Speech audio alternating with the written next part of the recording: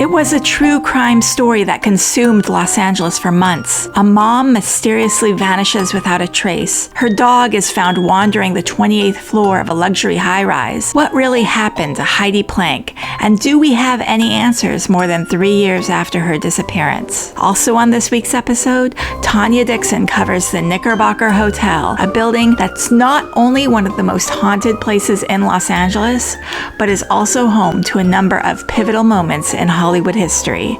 Hear the full story on this week's edition of the Haunted Hollywood Hour podcast.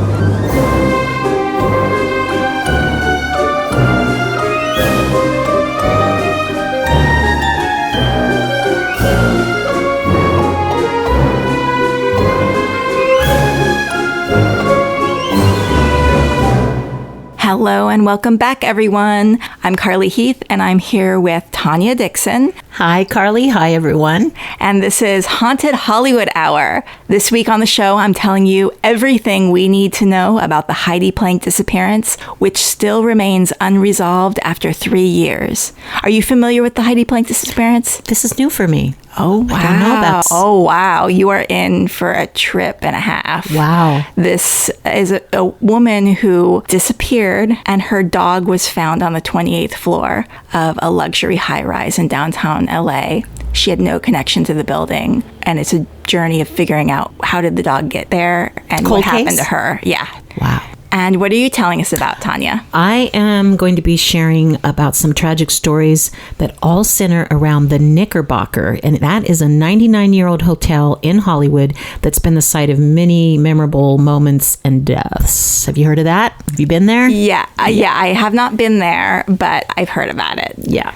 And so what's the spookiest thing that's happened recently? Well, I think the spookiest thing to happen to all of us, the election. The fascists take over the United States. Trying times. So we won't belabor the point, but I personally just want to send out a heartfelt message of what will get us through is us all sticking together and being really annoying, because something that got us all through the actors' strike, and this is, the little guy standing up to the big corporations, which is what we're doing this time. What it's going to take is all of us standing together and refusing to let these giant corporations get away with this. Not only that, the giant corporations, Project 2025, I refuse to go purchase a handmade tail, red robe, and white bonnet.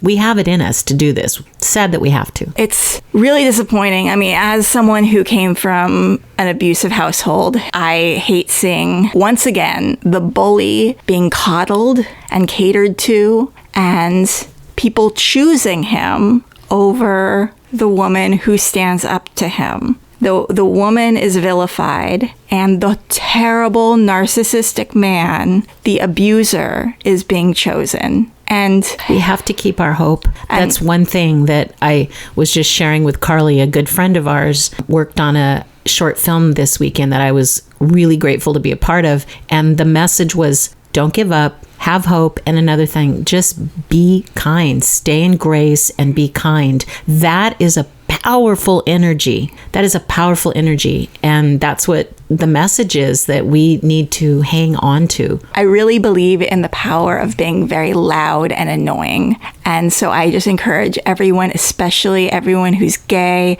to be so loud and so annoying and so gay and refuse to let anyone make you quiet and meek and scared. And women of all ages that need their health care, their proper health care, and not to have a man tell them what to do with their bodies at any age. Even if you're not of age to have an abortion, stand up for those women that still are, and stand up for your own health care. And this is a really good time to get your tubes tied. I've had my tubes tied, and I highly recommend it. I think it's the best choice I ever made. My best choice was I never wanted to have children. I'm a cool aunt, and I love being a cool aunt, but, my children are my animals. Yours too, right? Yeah. Yeah. Alrighty. Okay, America. Let's talk about spooky stories for entertainment value. And this is actually a case that I want to tell everyone about, because I want to make sure that we don't forget about it, because it's a cold case and it needs to be solved. And I hope that we all just keep on thinking about it and talking about all cold cases until they finally get solved. And this is the story of Heidi Planck, the Heidi Planck disappearance. So on the evening of Sunday, October 17th, 2021, a woman finds a Labradoodle alone and wandering the hallway on the 28th floor of Hope and Flower, a luxury high-rise. It's in downtown Los Angeles, 1201 South Hope Street. And this is a fancy place. I looked it up. A 520 square foot studio there costs anywhere between $2,600 and $4,600 a month. Wow. 3-bedroom apartments there can set you back as much as $14,000 a month. It's nice. There's a rooftop pool, a concierge. It's all controlled access. You need a key card to get in and to get up the elevator. The 28th floor is a weird place to find a dog all alone, unattended, just wandering. And was it healthy or was it injured or anything? No, it wasn't injured. It was healthy. The woman who finds the dog takes the dog to the vet, as we all do, to get scanned. And the dog's name is Seven. A chimp company calls the owner, but the owner doesn't return their call. She keeps the dog for a couple days, hearing nothing. And then over 3 days after finding Seven, the woman is contacted by a Beverly Hills hairstylist named Jim Wayne, who says the dog belongs to his ex-wife, who's been missing for nearly 4 days. And his ex-wife, Heidi Planck, wasn't a resident of Hope and Flower. She lived in Mid-City, kind of close to Culver City, about 20 minutes away. And her son, who Jim has been taking care of because they co-parented, they had co-custody, and Heidi had been on the schedule to take their son to take care of him. The son, the 11-year-old, says, I've never heard of that building. I don't know where that building is. I don't know why my mom would be there. So let's get into Jim and Heidi's relationship. They're exes, but this is important. They'd been co-parenting, like I said, their 11-year-old son, Bond. And if you haven't figured things out yet, the dog's name is Seven. The kid's name is Bond. Another little Hollywood tip thing right there. So Heidi is a big fan of James Bond and spy stuff. And even though they were exes, they were on good terms. An LA Magazine article about the case says a few days earlier, as they prepared to celebrate Bond's 11th birthday, Heidi had sent Wayne flowers and a tender text message thanking him for all you do for Bond. He adores you, and you're a very special person to him. The last time Jim had seen Heidi was the early afternoon on Sunday, October 17th, when Heidi attended her son's flag football game in Downey, about 30 minutes away from Heidi's house. Jim and the others noticed that Heidi had been acting strange. She seemed distracted, was pacing. First, she's up in the stands, then she's down in the field. On a Dateline episode, Jim describes her as looking frenetic. She left the game by halftime, telling them that she needed to leave. She took her dog, got in her Range Rover, and left. And on Dateline, Heidi's friend Natalie said that Heidi would often run random errands for her boss, Jason Sugarman. More details on him in a bit. But later that evening, Jim texted Heidi to ask if everything was all right. She never replied, which was strange, but not something that he would immediately freak out about. 2 days later, on October 19th, he sent her another message. He was worried about her. He hadn't heard back from her at this point, and she was supposed to pick up her son from school the next day and then take over the co-parenting thing. Her son also sent repeated messages and never heard back. So it's Wednesday, October 20th, and Heidi is supposed to pick up her son from the school. And Jim's like, I'm just going to go to the school where Bond is and wait there to see if Heidi shows up. And then we can have a conversation about what's going on here, why she's not texting back. So Jim goes to the school and arranges to pick up.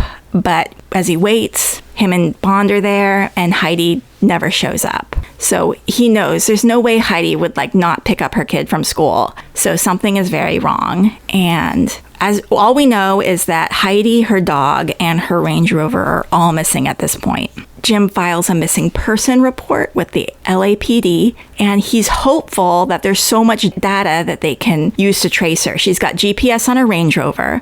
She left her laptop at home, and so since her phone had location. She's thinking her earbuds have location on them, her Apple Watch. They could probably all figure something out, but the LAPD says that the location finding feature was never turned on any of these devices. No. And the police, and so Jim's like, was it never turned on or was it disabled? And the police wouldn't reveal if the feature was disabled or not. So I'm wondering if that's part of their case that they're building, because police can't tell you certain things when they're like, I think this is important information to know. So Jim begins talking to Heidi's friends. And that's when he gets the idea to see if the chip on the dog's microchip can be traced. And that's not really actually how microchips work. They don't like locate the dog. They're not like an Apple tag. Yeah. They're information. Yeah.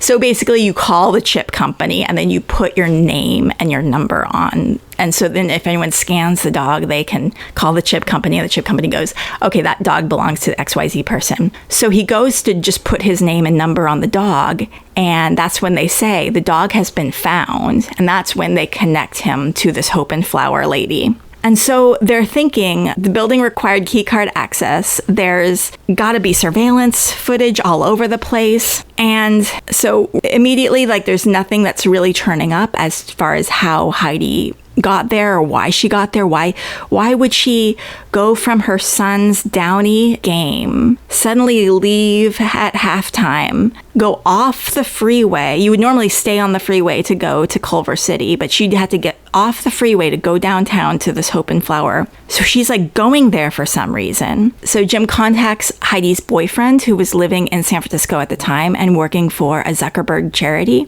And according to a Medium article on the mysterious disappearance of Heidi Planck, Heidi's boyfriend in San Francisco was located, and he did say that on Friday, so remember, Heidi disappeared on Sunday. On Friday, Heidi told him that she was scared of someone or something and asked him to come to Los Angeles for the weekend. But he said he couldn't because he had work commitments. She never said who or what she was scared of. That's when Jim calls Heidi's boss, Jason Sugarman. So we need to know some things about Jason Sugarman. Technically, though he was her boss, Heidi was employed by a company called Camden Capital Partners. But the company used Heidi's house as the company address, and Heidi was the sole employee, and her title was financial controller. And in the Dateline interview, Jim says that the title financial controller really confused him because she had no higher education in accounting or that area at all. So Jason Sugarman himself is very sus. At the time of Heidi's disappearance, he was being investigated by the SEC, the Securities and Exchange Commission, and since then, he's been arrested for fraud, and as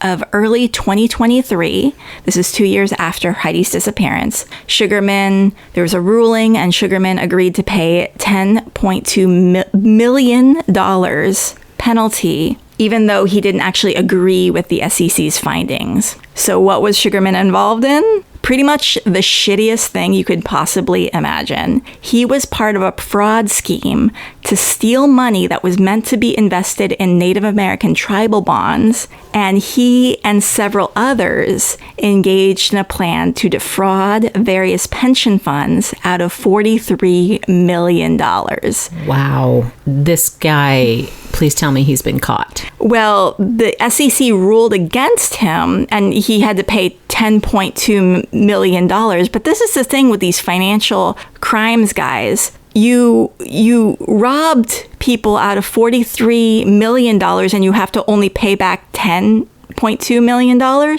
What? Like, so I could just go and rob someone for $20 and then only have to pay him back $5? Yeah, that does not make any sense. This is how our whole system operates, so that these dudes are in charge. Here's the further details. Almost a decade ago, Sugarman and his partner, Jason Galinas, had acquired control of 2 investment and advisory firms. How do these people even get these ideas? Like, I'm just like, I want to write a script. I want to write a book. That sounds fun. These guys are like, I'm going to get control of some financial investment companies, and I'm going to defraud Native Americans, and then pension funds, something, move money around. Just like get hobbies. do anything.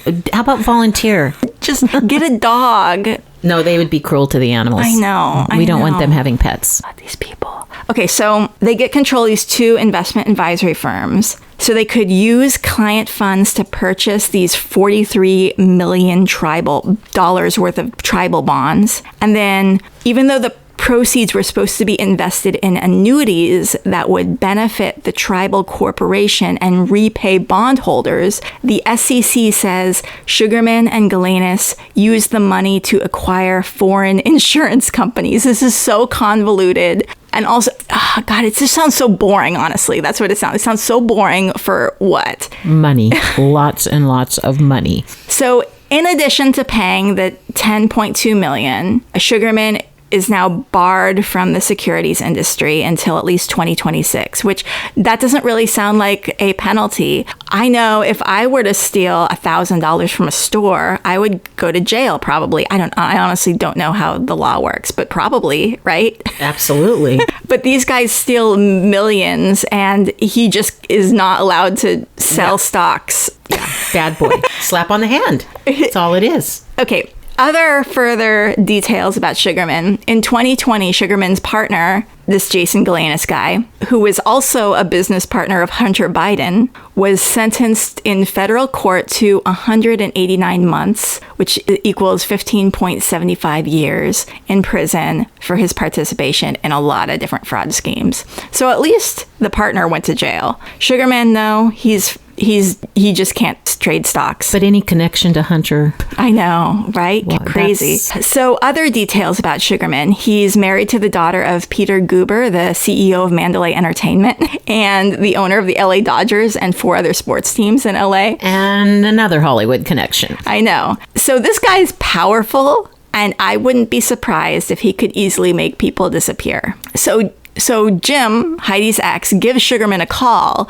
to see if he knows anything or if he can help find Heidi. And according to the LA Magazine story, Sugarman wouldn't even get on the phone and instead had his assistant deal with Jim. All that assistant would say was that Sugarman wanted Heidi's work laptop back. Oof. And when Jim was like, nah, I don't think so, Sugarman in the background is like yelling at the assistant, tell him I want the laptop. And Jim's wondering, if you had a loyal employee for 5 years and unlimited resources, wouldn't you offer to help the search? Yes. And then this Sugarman does this weird thing. After he, it gets his call from Jim and knows that Heidi's gone, he drives up to Heidi's townhouse, and the security camera of Heidi's townhouse and this security camera filmed Heidi getting into her car and driving away that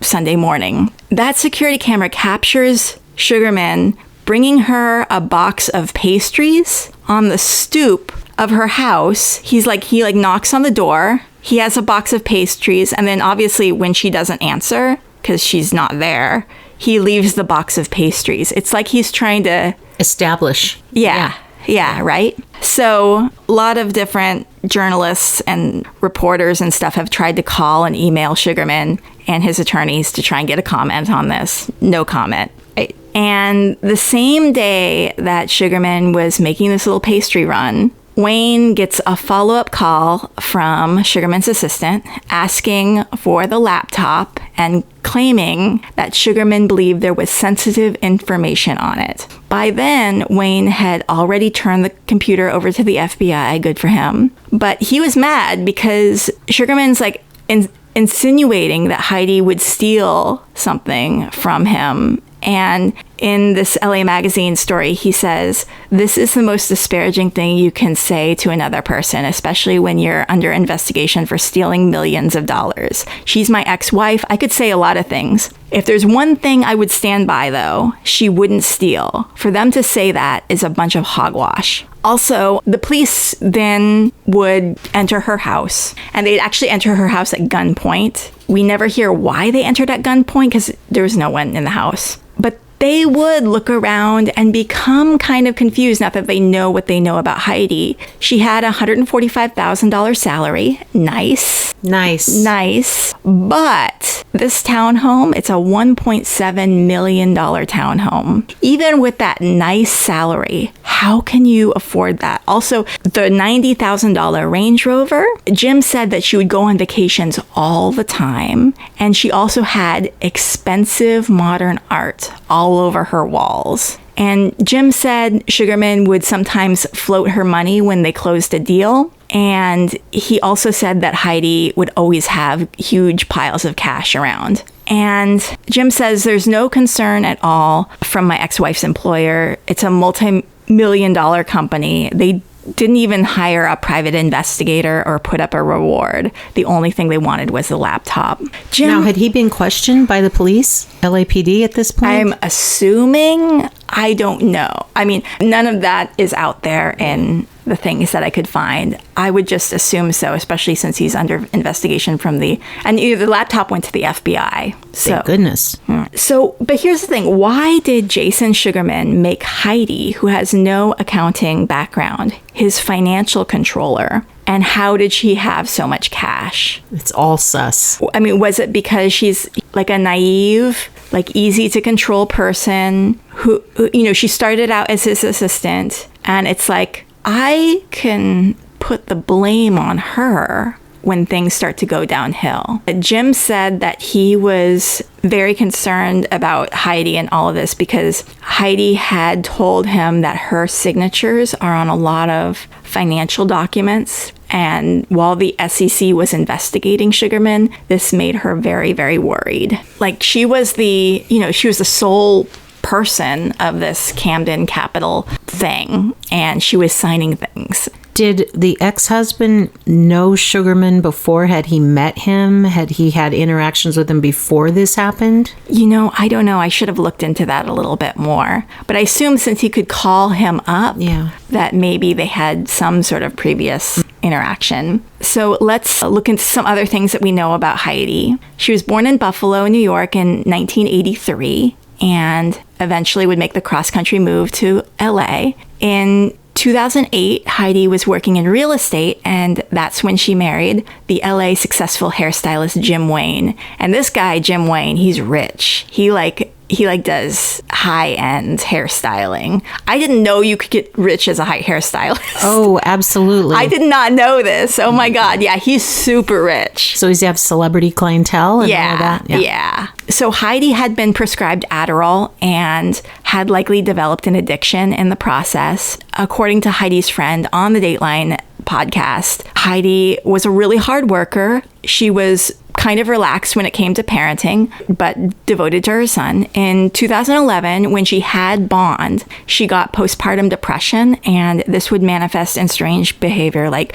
cleaning the house at 2 a.m. in the morning despite them having a maid. Jim and Heidi divorced in 2012 and would co-parent after that. But then there was a custody case that came up because Jim was worried about Heidi's mental health that started going downhill. From the LA Magazine article, family court documents revealed that her life was wrapped with turmoil and psychological issues, as well as substance abuse, including an addiction to benzos and Adderall. The article goes on to say that in October 2015, Heidi suffered what Jim described as a full psychotic break. That harrowing episode began when Heidi showed up late to pick up her then 5-year-old son from Jim. And while driving with Heidi and Bond back to her old house in the Fairfax district, Jim noticed that Heidi had suddenly become pale and disoriented. "I can't be in here," she complained. "It's too intense." Jim managed to get Bond and Heidi to Heidi's place, but as soon as he'd turned around to drive himself home, Heidi called in distress and asked him to come back and take them to his house. When Jim returned, Heidi was sitting outside, inexplicably holding a plate of bacon, which she tried to get Jim to eat. And Jim thought she might be drunk, but by the time they all came back to Jim's house. Heidi calmed down until Jim heard his son shouting for him, "Dad, you have to come see my room. Mom made a mess." At that point, Jim went upstairs to see Bond's bedroom, and Heidi had like completely ransacked Bond's bedroom. And then she was out the window and had hopped a neighbor's fence. Minutes later, there was another neighbor that called the police after seeing Heidi climbing on roofs and over fences. When the police arrived, they found Heidi partially clothed and switching an electrical circuit breaker on and off. So she's troubled. Yeah. Poor thing. Yeah. And there's already a history of a lot of strange things going on before she disappears. Yeah. Heidi voluntarily checked herself into a psychiatric hospital, according to court records. But a day later, she called Jim, begging him to take her home, claiming that she was being molested, which is really sad. Jim told her that she needed to stay, but that's when Heidi asked, "Why do I have a C-section scar?" She had apparently, in this psychotic break, forgotten that she had a son. "We don't have children," she said. And then she hung up the phone. By 2017, whatever mental health issues she was having seemed to have settled down. That's when she began working as an assistant at Camden Capital Partners. So from 2017 to 2021, that's about, someone do math, that's about 4 or 5 years. She'd been working at Camden Capital Partners for 5 years. Soon after that, she began working for Jason Sugarman, beginning as an assistant, but then ultimately being given the title of financial controller and a $145,000 salary. So, mental health / addiction issues.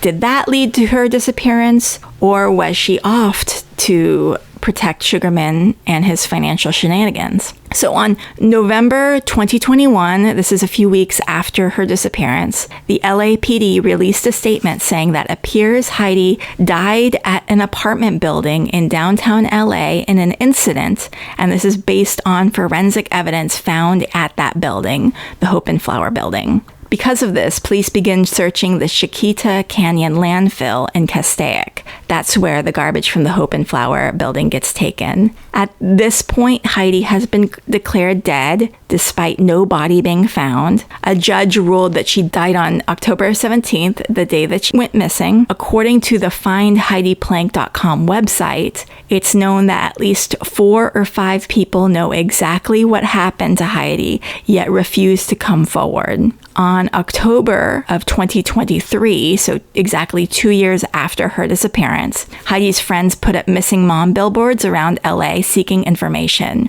The LAPD seems to be keeping tight-lipped about what they know so far. In December 2021, The Sun reported a very unverified story that is a little bit bonkers, but some of it seems to be that idea that there are 4 to 5 people at the Hope and Flower building that seem to know what's going on. So this is their story. I'm kind of presenting it without commentary and just kind of like take this with a grain of salt, basically, because this is kind of a bonkers story. In December 2021, The Sun reported on an unverified story from 2 YouTubers.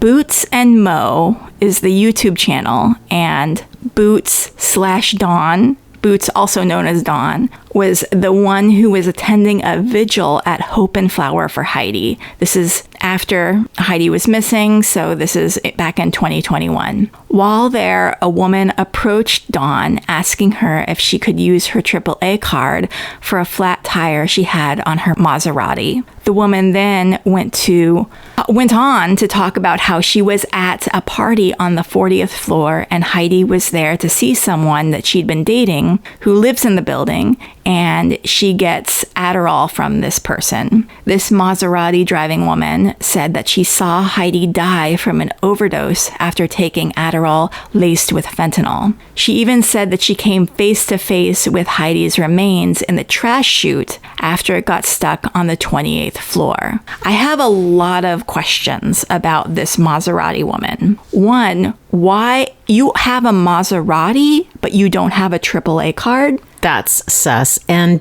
why wouldn't you call the police immediately if you see a body? Yeah. But just the whole Maserati thing. Like, okay, so you have a Maserati, you don't have a AAA card, okay, but you're clearly rich, so why would you bother someone asking if they have a AAA card? Why wouldn't you just call a tow truck or, call a car service place and get it taken care of? Like, why do you want to save the whatever $150? That's a good clearly point. Have a lot of money. So she then, this whole story about coming face to face with Heidi's remains in the trash chute on the 28th floor. So are you saying that you're up on a party on the 40th floor, someone puts Heidi's body down the trash chute, and what, you're like going floor to floor checking to see where the body stopped? You're really going floor 39, floor 38, floor 37. Doesn't make any sense at all. This whole story from her doesn't make any sense. Yeah.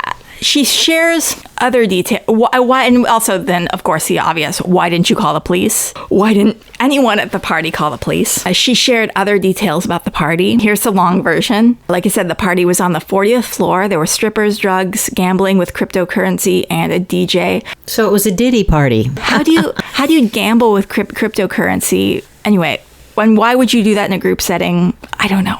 I don't understand people sometimes. So when Heidi took the Adderall laced with fentanyl, she OD'd in the middle of the dance floor, fell down, and broke a glass that she had in her hand. A group of people tried to revive her, but they couldn't, and they got scared because there was a lot of illegal stuff going on in the apartment that night. So a bunch of them took her out and put her in the garbage chute and pushed her down. This Maserati driving woman saw it happen and heard Heidi fall down the chute, but didn't hear her stop at the bottom. So she went to check the chutes down to the 28th floor. That's when she saw Heidi was stuck there. How did the dog end up on the 28th floor? I don't know. When the Maserati woman was telling Dawn the story, 3 other people who work in the building all were like, yeah, we saw that. That's what happened. Okay, 3 other people, why aren't you calling the police? Why are you telling this to some random YouTuber?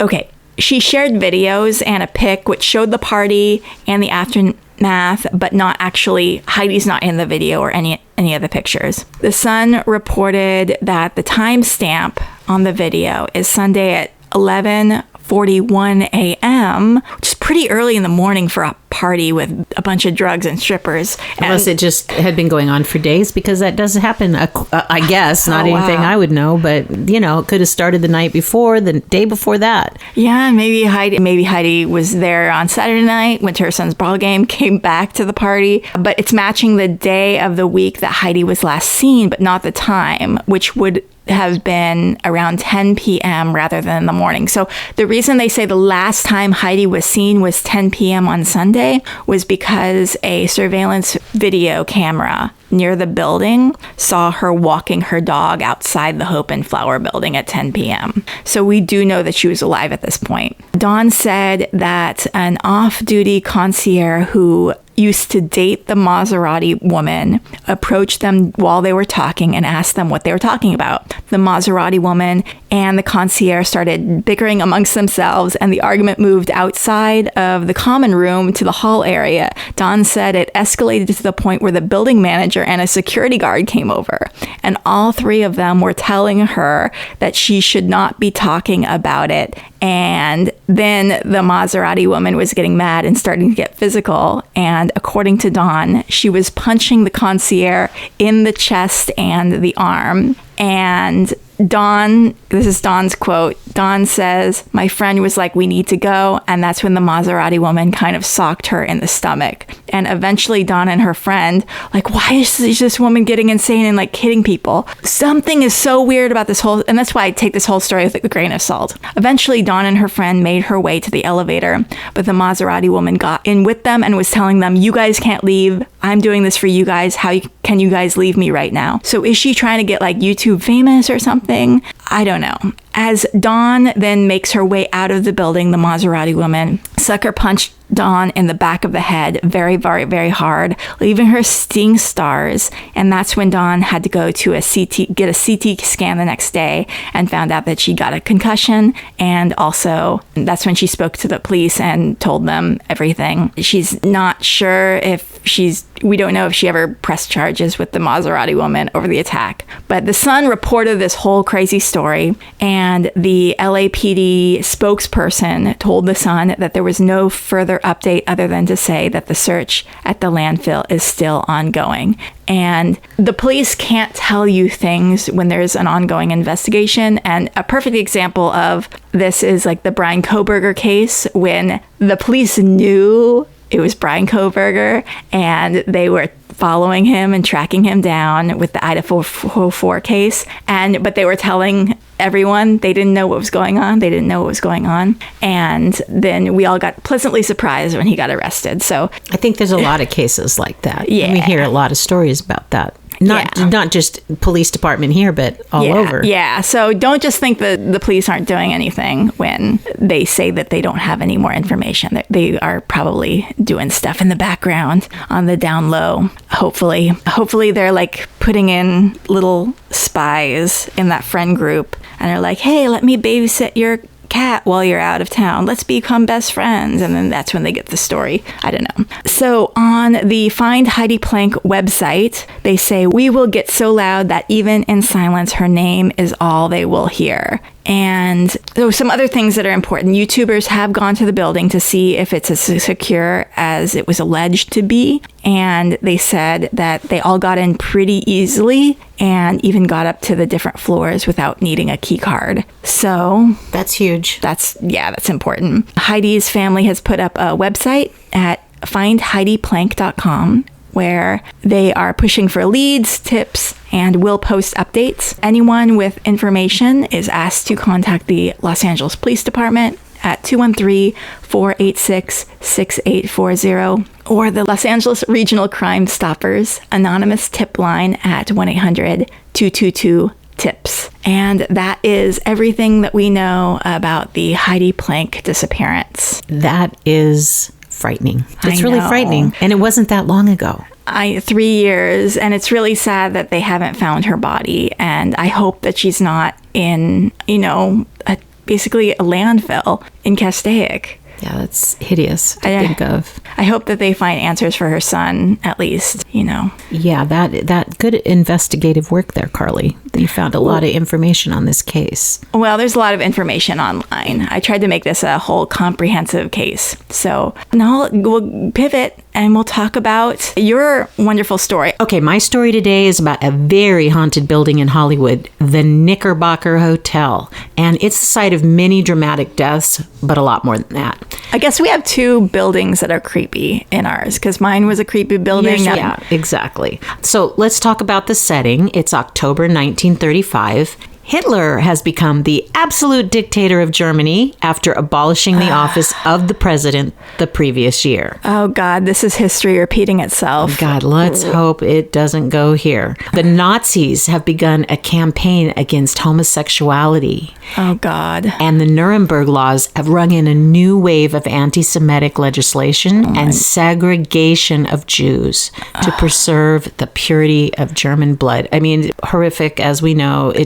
And it's horrific how this is mirroring things that are happening right now. Books were burned. Yeah. Books were burned. Of course, concentration camps had been built, but World War II hadn't even begun yet. And that's something that a lot of people forget about, is the Holocaust was happening before World War II started. Right. And it went on for a while. And, it's not like people were like all of a sudden up in arms, like, oh no, this is going on. We have to fight and stop this. We let it go on for a long time. It went on for quite a while. It's a horrible part of history, of human history. Back in the U.S., FDR's president, his New Deal programs are working to get America back to work because it was in the midst of the Great Depression. And FDR did a really good job. Artists were working. Everyone was working. It was writers were working, Yeah. In fact, Hollywood's biggest moneymaker, Will Rogers, sadly died in a plane crash. But other than that, Hollywood was, that was a big loss, actually. Yeah. Mutiny on the Bounty is the #1 film that year. So things were going on at that time in Hollywood. But we're going to kind of take this into the vibe of the building we're going to talk about. So we're going to share a news story from the Sarasota Herald Tribune. So Jackie Coogan, I don't know who knows of Jackie Coogan, but Carly and I know who he was. Yeah, he was the cute little kid in The Kid with Charlie Chaplin. He has a little newsboy cap on, baggy clothes. He's just like adorable, and he was a silent film star. Yeah, he was a working child actor of the day. And his name, if you're an actor, you probably are familiar with the phrase Coogan Law. Yeah, which we're going to get into in a little bit, because his story has had an impact on Hollywood that lives to this day. So the story of Jackie Coogan, it is October of 1935, and Jackie is going to come of age the next day, turning 21. And into his control will pass this huge fortune, which grew from his earnings as the greatest juvenile star of the silent motion picture era. What the fortune amounts to exactly, no one really knows except Jackie, his mother, and their business manager. A movie colony consensus placed the figure at nearly $1 million, which is like huge. At that time in 1935. Huge. During the Depression, huge. That was insane amount of money. The Coogans have assiduously denied themselves to interviews since their return from New York, and the business manager named Arthur Bernstein, he flatly refused to discuss Jackie's financial Arthur? status. Why don't you want to discuss Jackie's financials? Yeah, a little sus. He's going to be the target for every brand of shark, clip artist, and chiseler anyway, Bernstein was quoted as saying. And I don't mind telling you, we're afraid of kidnappers. That's all I can say about it. So he really, Bernstein, you really think he's going to be swindled out of his money? You think? Self-reflection was happening. Obviously. It's that thing when someone like accuses you of cheating. It's because they're the cheater. They're the cheater. Exactly. Jack himself dodged the question every time. He was quoted as replying, "I don't have any idea how much I'm coming into." And I think he genuinely didn't have any idea. I think so too.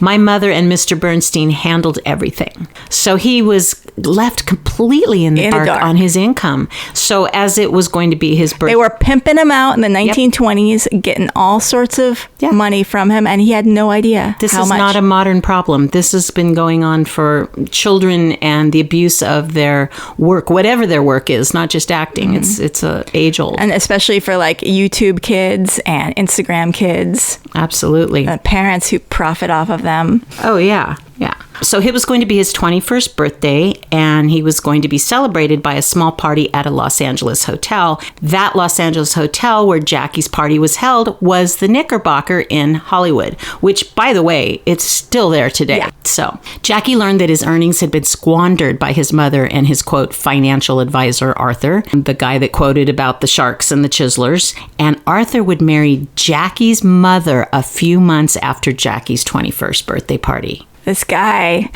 when you look at pictures of these guys, like, here's the thing. They're cartoon character villains. I don't even know how to explain it, but Jackie is like the sweetest little adorable kid. And these two, his mom and this guy, Arthur, they are Disney character villains. It's awful. Well, and here's why. Because they dressed the part. Together, Jackie's mom and Arthur, they bought fur coats, diamonds, and expensive cars. So they were looking like that cartoon villain. They were just flaunting it. They were not hiding what they were doing. So get this, as a child star, Jackie earned an estimated $3 million through the 20s. That is an equivalent of $66.6 million in 2023. Amazing. Yeah. He also had a substantial amount of money through his father's life insurance because his father died suddenly in a car accident. And that's I was thinking of doing a whole episode on that. That would be interesting because he had an accident in San Diego and Jackie was the sole survivor. So there's a whole story there. His dad, his best friend, an actor named Junior Jerkin, who had his own interesting gay tragic history. We got to do an episode on that. Their ranch foreman and an actor-writer named Robert Horner all died when their car was forced off the road and rolled down an embankment. So there is a whole story about that. Yeah. A lot of Hollywood in that was tragically in that car. So this is just to give you guys an idea of how terrible Jackie's mother and Arthur were. Here's the start of a 1938 Life magazine story called The Strange Case of Jackie Coogan's $4 million. Quote, "Don't teach Jackie arithmetic," unquote, a visitor is said to have warned Ms. Lillian Coogan, because when he grows up, he'll want to know where all his money is. Right. This is what always gets me about parents who abuse their kids and lie to their kids. Do you not think that your kids are going to grow up and remember what you did to them? It's I think a situation where they are so filled with their own ego and narcissism and greed, they're only in that moment. They're not looking to when the kid's old enough to do that. I think that these are humans that we still have in this world today, as we very well know, that are driven by greed, narcissism, and ego. In fact, when Jackie sued his mother, Ann Bernstein, on April 11th, 1938, she responded by saying, quote, "No promises were ever made to give Jackie anything," unquote. She added that he was a bad boy, villain for sure. No words for her, the anger and the fury that is making me boil from the inside with rage. Arthur said, "Every dollar a kid earns before he's 21 belongs to his parents. Jackie will not get a cent of his earnings." So basically your parents can like make you a slave and dance like a little dancing pony and take everything that you earn and all that work that you put in. It's not, you're a slave to your parents. And that has happened in recent history with child actors. I mean, look how many child actors go down the bad path in life, and you have to wonder, like, a lot of it is this. There is some protection now. There is the Coogan Law, which we're going to get to. Yeah. But there has been proven stories where people find angles around it, you know, anyway. And influencer is a whole nother thing. Oh, there's no protections. Yeah. In 1938, Arthur was driving a Rolls Royce. Guess what Jackie was driving? A Ford. Oh. Ford. Ultimately, Jackie was only able to win a small... This is just makes me crazy, too, when I saw this. He was only able to win a small amount of his earnings in the lawsuit. But the case did lead to the introduction of the Coogan Law, which requires that 15% of a child actor's earnings go into a block trust, still to this day called a Coogan account. However, I think that 15% is ridiculously it should be higher. Low number. It should be higher. Absolutely. I mean, it should be like 90%. Absolutely. I still don't get why no one has... The idea is that your parents are funding... Are decent. Are giving you food and clothes and, you know, you need that money to survive. Yeah. But it should be more. It should be higher. Absolutely. Jackie went on to give a very famous portrayal of an iconic character in a TV show called The Addams Family.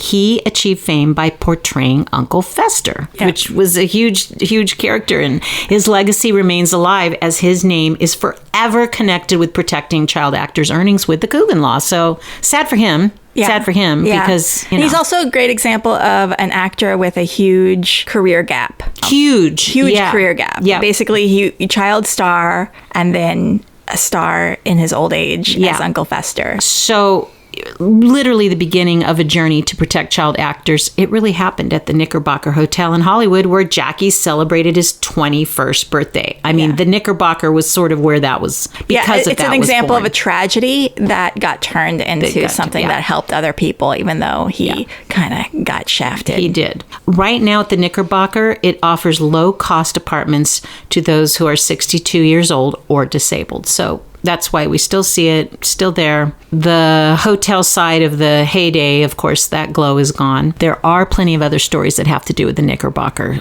Honestly, Carly, we could probably do a single episode on each one of these stories because they're kind of fascinating in their own right. It is actually regarded as one of the most haunted buildings in LA, which I did not know that. So it opened in 1925, and at that time it was a hotel residence for the biggest stars. So it had its Hollywood golden era. It had its heyday. D.W. Griffith died of a stroke in the lobby of the hotel, and I had been wondering where he died because I knew that it was somewhere in Hollywood. Many people claim to have seen a ghost that looks like D.W. Griffith walking through or sitting under a chandelier.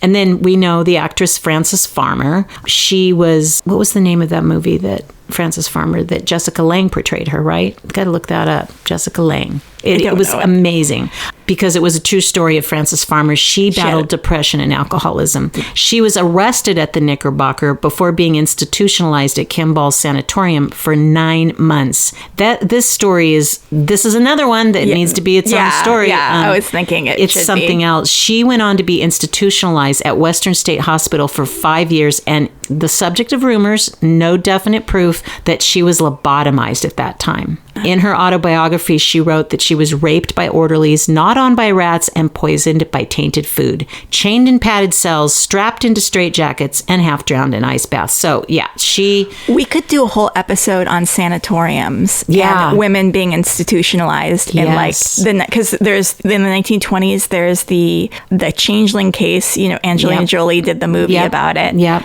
And there's just so many other cases. There's so many. Yeah. But it is interesting that she was arrested there. So, the Knickerbocker has these little blips in all kinds of creepy history. In 1966, I Love Lucy star William Frawley, he played Fred, so everybody remembers Fred from I Love Lucy. He was strolling down Hollywood Boulevard after seeing a movie. He suffered a heart attack and collapsed. So he was pulled into the Knickerbocker Hotel before being taken to Hollywood Receiving Hospital, where he was pronounced dead. So that just interesting that the Knickerbocker just had a part in a lot of these tragic stories. Bess Houdini, best known, of course, for being the wife of Harry Houdini. And this is another really cool story. The whole Houdini thing. Oh, the whole Houdini thing. Yeah, she was known to conduct seances on the roof of the Knickerbocker Hotel to try and contact her dead husband, Harry Houdini. He died on Halloween in 1926. In an especially dramatic scene, 300 audience members crammed themselves on the roof of the Knickerbocker in 1936 to watch Beth Houdini, who tried to have final contact with her husband on the other side. On the roof at that time, that's like rock star type. Yeah. Well, stuff. The cool thing was that Bess and Harry Houdini had this whole thing where they were like, when you die, we're going to contact you. They had a pact. And he had like codes that he was going to give her.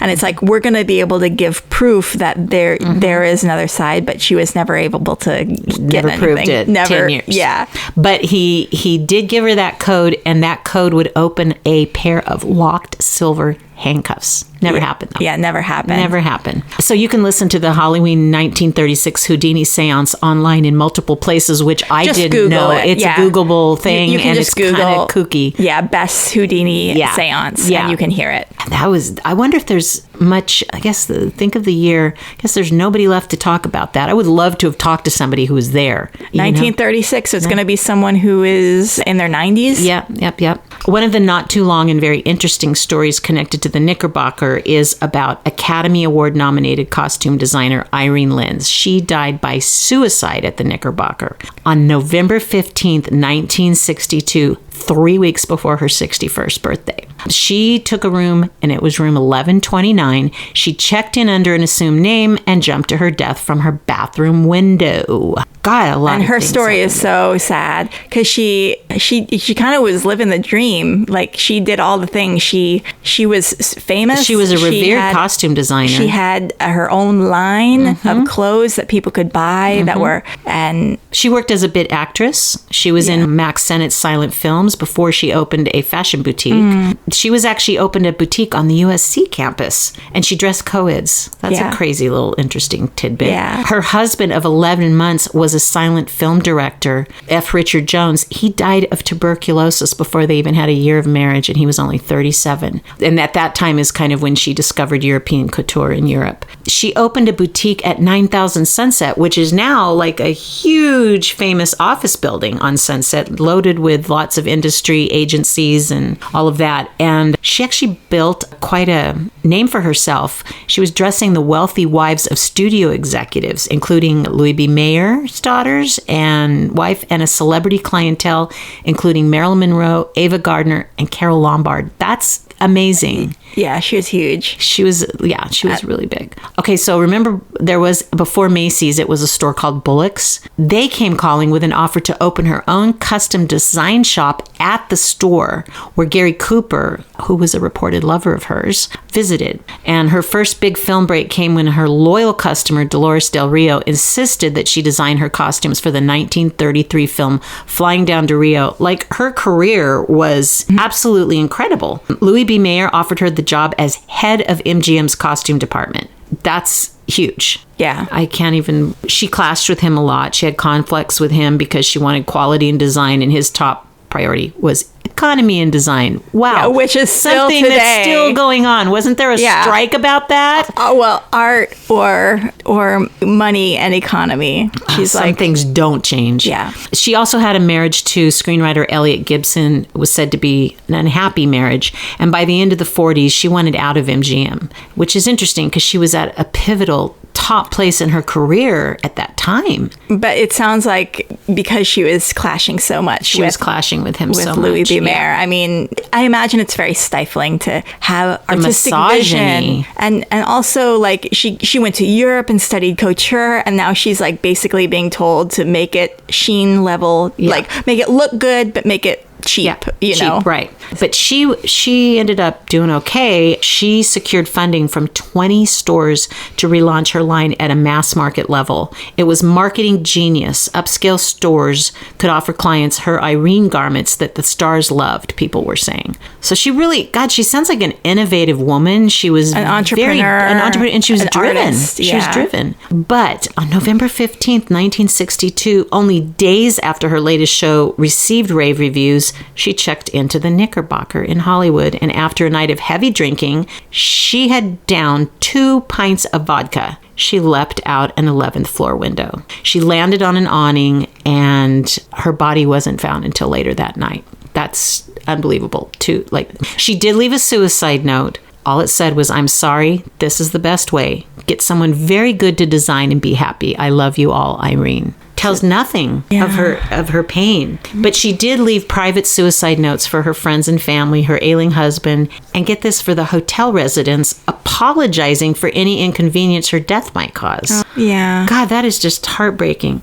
The Hollywood Reporter article where this was quoted from went on to say that Doris Day wrote in her 1975 autobiography that Irene had told her about her longtime love for Gary Cooper, who was married. And he was known for his affairs, but whether they had one was never really proven. He had died the year before. Yeah, was it a case of, like, Tanya saying, "I love Taika Waititi," and then which I do. Then when you jump off a building one day, I'll be like, it was because of her steamy affair with Taika Waititi, which was never actually happening, much to my chagrin. Rita, no, we love Rita. I do. She's so beautiful. I know, and talented. Blah blah blah. I love her husband. Doris Day once said, "Thinking about it, I cannot say whether Irene's love was one-sided or whether she and Cooper had actually had or were having an affair." So nobody, even her good friend Doris Day, could really prove it one way or another. Clearly, she had something for him. There were other factors that some people thought might have played into this. Her husband's ill health following a series of strokes. She had a problem with alcohol, so she had alcoholism. She suffered facial paralysis after falling asleep with her face under an electric blanket. I mean, there wasn't product safety like there is these days. No. I mean, there's still not product safety. There's still not. That's really sad. And on the haunted side of this story, but also, like, honestly, I'll take facial paralysis, a couple dead husbands, and what else? Alcoholism.